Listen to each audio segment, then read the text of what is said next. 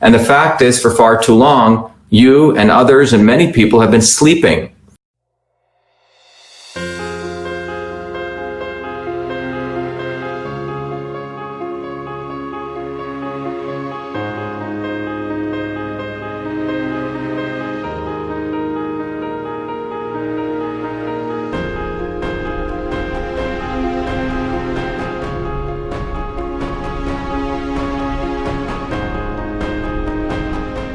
Benny, correct me if I'm wrong, many of them are getting away not saving these ballot images. Am I right?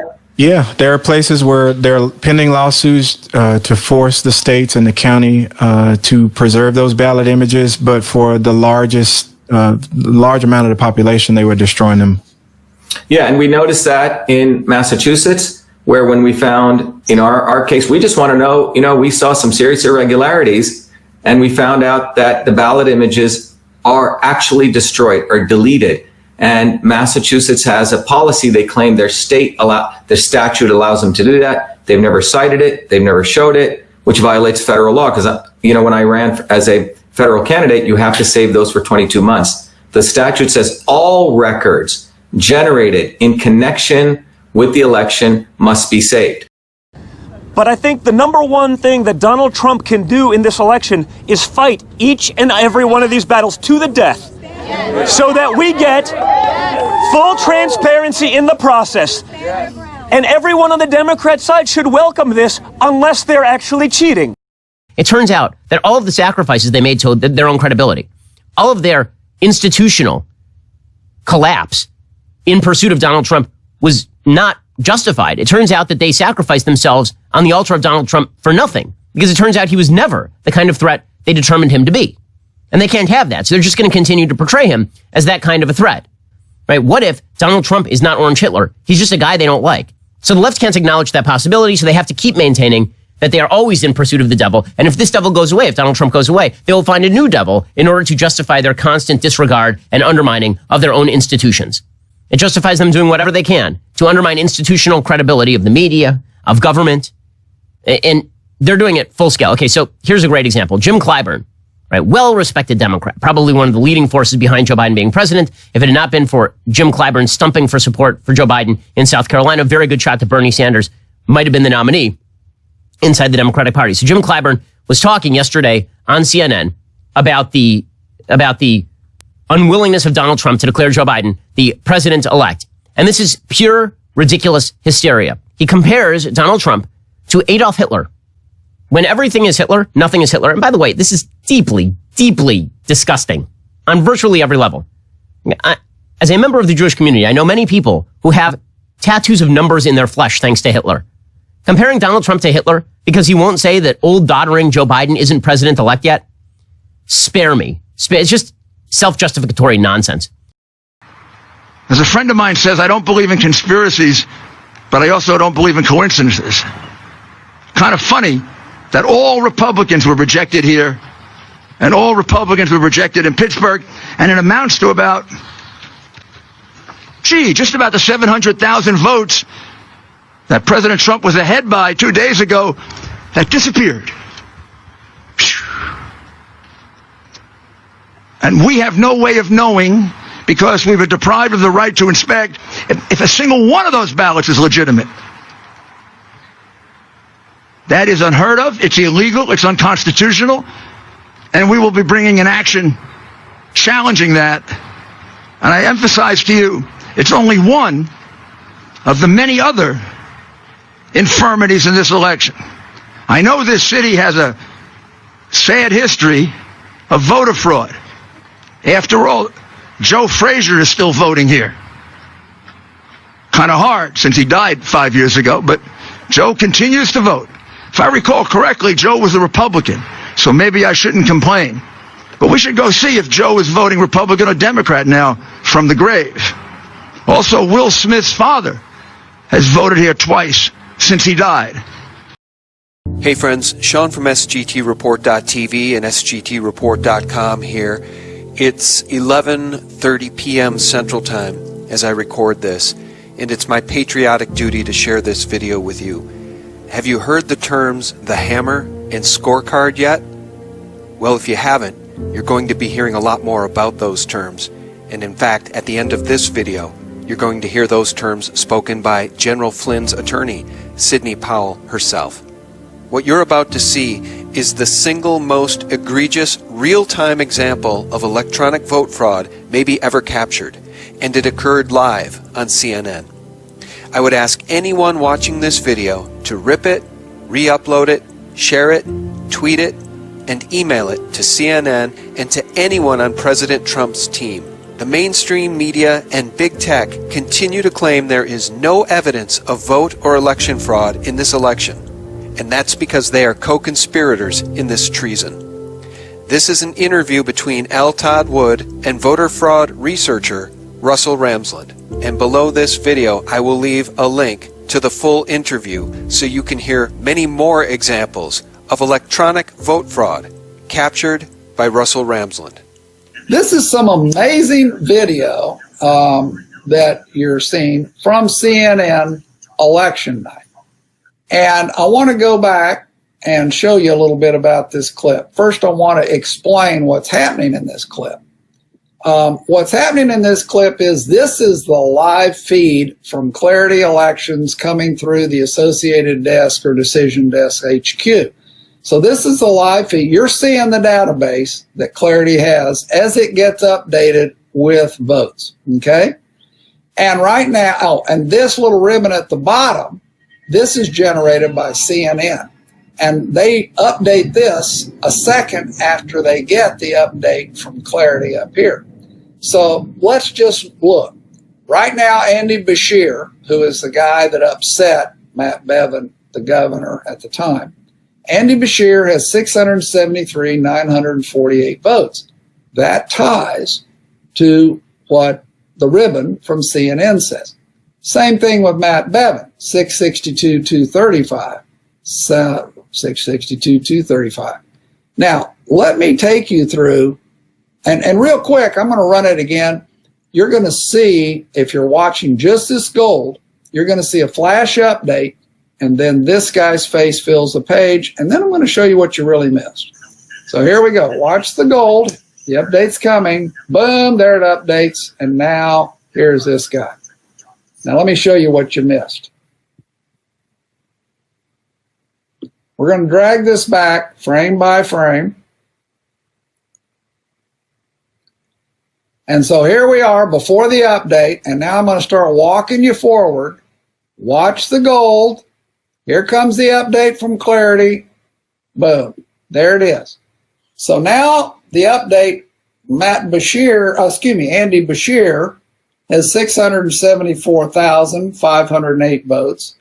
And look down below, Andy Beshear had 673,948. They haven't had a chance to update the ribbon because this is in split seconds we're looking now.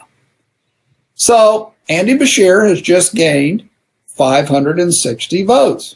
That makes sense. That's what happens as more votes come in, right?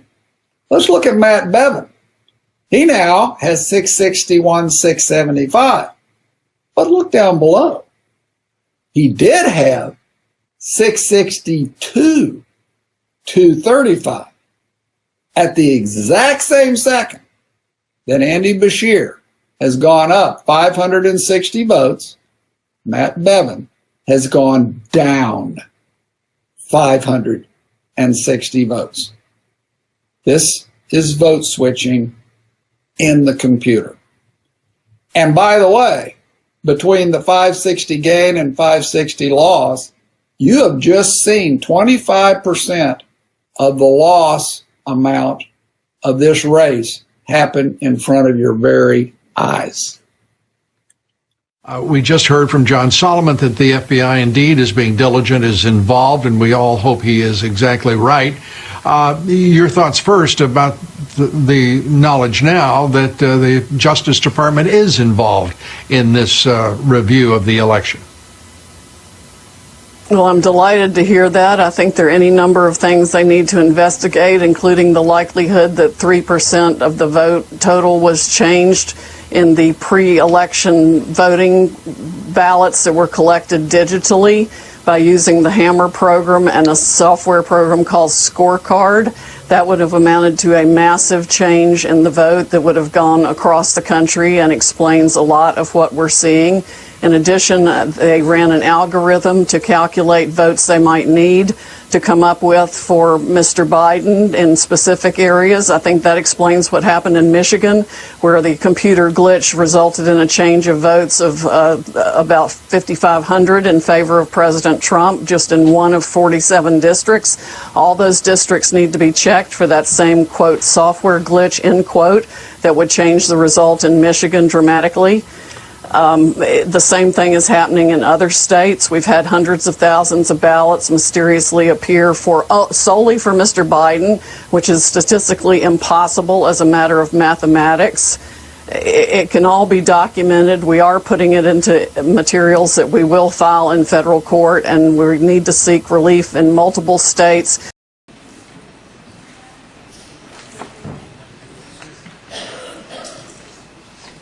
Mr. Curtis, would you please state your full name for the record? My name is Clinton Eugene Curtis. And where do you reside? Tallahassee, Florida. And what is your profession? I'm a computer programmer. Would you please speak into the microphone so the audience can hear your testimony? I'm a computer programmer. Mr. Curtis, are there programs that can be used to secretly fix elections? Yes. How do you know that to be the case? Because in October of 2000, I wrote a prototype for Congressman Tom Feeney at the company I work for in Oviedo, Florida, that did just that. And when you say did just that, it would rig an election? It would flip the vote 51-49. I could see Biden pulling it out in Wisconsin, in Michigan, but Pennsylvania, no way. This is, and if there's still remaining ballots that need to come in from some of these other counties, Mercer, Beaver, York, and even Allegheny, I can see Trump still pulling it out. But the idea that right now, when I'm talking to you on Friday morning, that Biden has pulled ahead of Trump in Pennsylvania, no way. No way. Well, that was something that Trump mentioned on election night. Now, it was a really bizarre situation. Of course, I was covering it live with NTD, our sister media. This show airs on as well.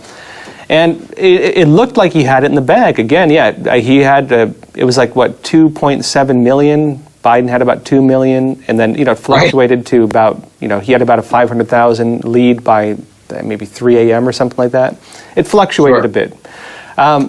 Really, it looked like without a doubt he had it. And then Trump came out. And then what happened was basically the polls just stopped. Everything froze. And I remember we were on air. We were just kind of waiting like, okay, nothing's happening. Like, what's going on here?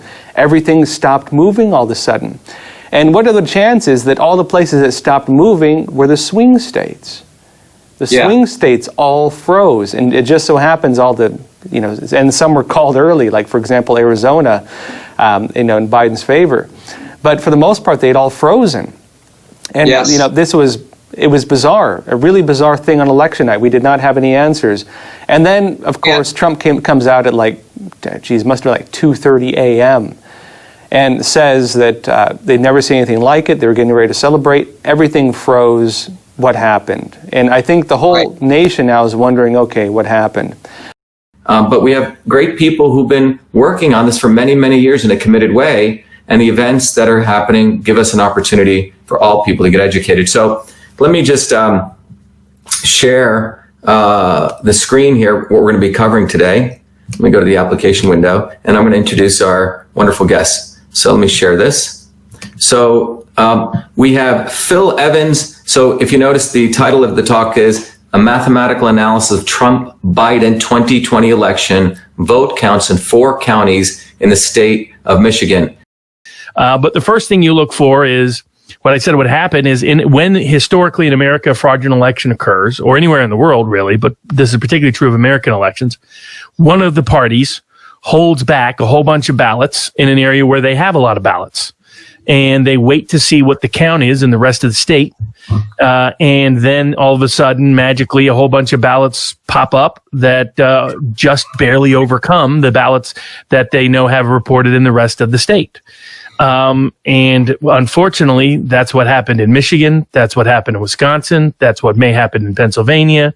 That's what may happen in Nevada. That's what may happen in Georgia. That's what may happen in North Carolina. Amazingly, there was no such ballot counting problem in states where it wasn't very close, such as Florida, such as Texas, such as such as Ohio, such as Iowa, such as almost the rest of the country.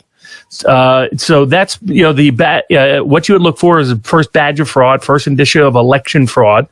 And I don't call it voter fraud because frequently I don't think any voter committed fraud. I believe that the way election fraud happens is they stuff a bunch of ballots with people who just didn't vote. That's the way that works. So that the risk number one, we see evidence of it in all of the key swing states. No movement in Trump, 200,000 movement in Biden closes the gap, and that's where things turn. So whether or not there's an explanation that is logical, justifiable, maybe there was maybe they only updated one side and not the other, who knows? But that's what we've seen. Robert, the question is going to be, if someone is going to commit fraud, why do it so obviously? Because they needed it, is the short answer. I mean, and because it's tough to prove in court. It's that combination. So, because to me, I was surprised at the scale of it. Because I was surprised because they were sitting on ballots in all the swing states, in all the big Democratic cities. They were sitting on ballots in Atlanta, sitting on ballots in Charlotte, sitting on ballots in Philly, sitting on ballots in Detroit, sitting on ballots in Milwaukee. So while they were not sitting on ballots in Cleveland or Cincinnati or St. Louis or Kansas City or Minneapolis, or Iowa City or any of these other places where or Jacksonville or Orlando or Miami. So or in Dallas or Houston, or San Antonio. So somehow it's only in the contested places that we have these massive ballot hauls suddenly show up in just Democratic controlled cities. So it looks terrible. What the president is talking about is after the election that we've seen happen. We saw it happen in the Senate race in Minnesota. You've seen it in other places where we saw it in Bush v. Gore, which is you count until we win.